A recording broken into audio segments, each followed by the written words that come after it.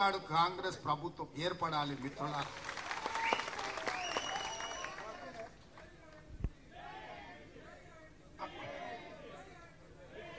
December 3 నాడు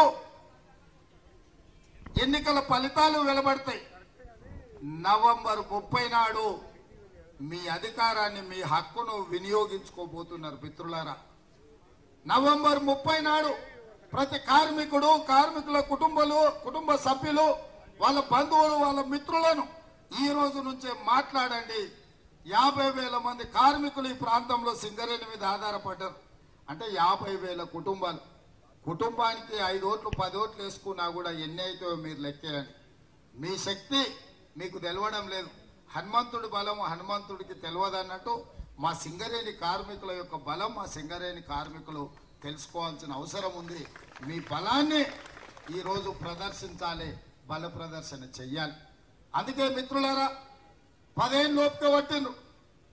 ముఖ్యమంత్రిని ఆయన్నే చేసిండ్రు, మంత్రులు ఆయన కొడుకుని ఆయన అల్లుని చేసిండ్రు, బిడ్డ ఓడిపోతే ఎమ్మెల్సీ ఆయన చేసిండు, తెలంగాణ బొగ్గుగని కార్మిక సంఘానికి గౌరవ అధ్యక్షురాలుగా మీరు చేసిండ్రు, వినోదరావు ఓడిపోతే ప్లానింగ్ కమిషన్ వైస్ చైర్మన్ చేశారు, దద్దమ్మ దయాకర్ రావును సుట్టపోడు అని చెప్పి ఆయన కూడా మంత్రిని చేశారు.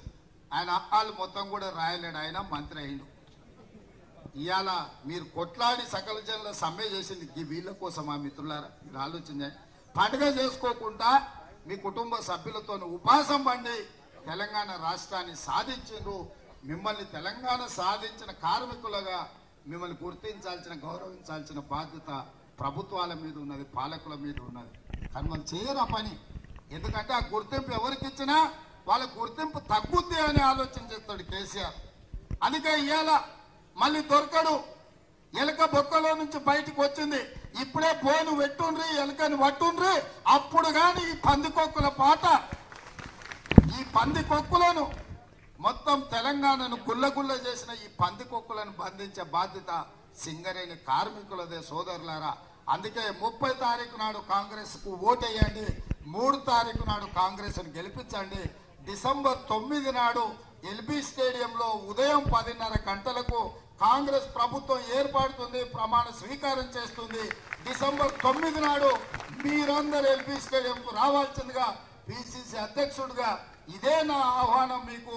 ఆ తర్వాత మీ సమస్యల్ని పరిష్కరించడానికి పెద్దలు మా శ్రీధర్ బాబు గారు పూనుకుంటారు. మీ సంఘాలను మీ కార్మికులతో వస్తాడు, ఇక్కడనే కూర్చుంటాడు, మీతో చర్చిస్తాడు. సహేతుకమైన మీ ప్రతి సమస్యను యుద్ధ ప్రాతిపదికన పరిష్కరించే బాధ్యత కాంగ్రెస్ పార్టీ తీసుకుంటుంది అని చెప్పి మీకు అందరికి మనవి చేస్తూ మీ అందరి దగ్గర సెలవు తీసుకుంటున్న మిత్రులారా, జై కాంగ్రెస్, జై జై కాంగ్రెస్. ధన్యవాదాలు మిత్రులారా.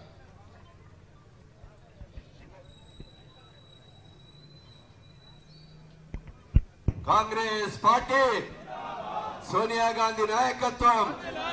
అందరి చేతులు ఎత్తారు, అదండి ఒక్కసారి ఎత్తండి. రాహుల్ గాంధీ గారి నాయకత్వం, అందరెత్తాలి కార్మిక సోదరులు. రేవంత్ రెడ్డి గారి నాయకత్వం. గట్టిగా చేతి గుర్తుకే, చేతి గుర్తుకే.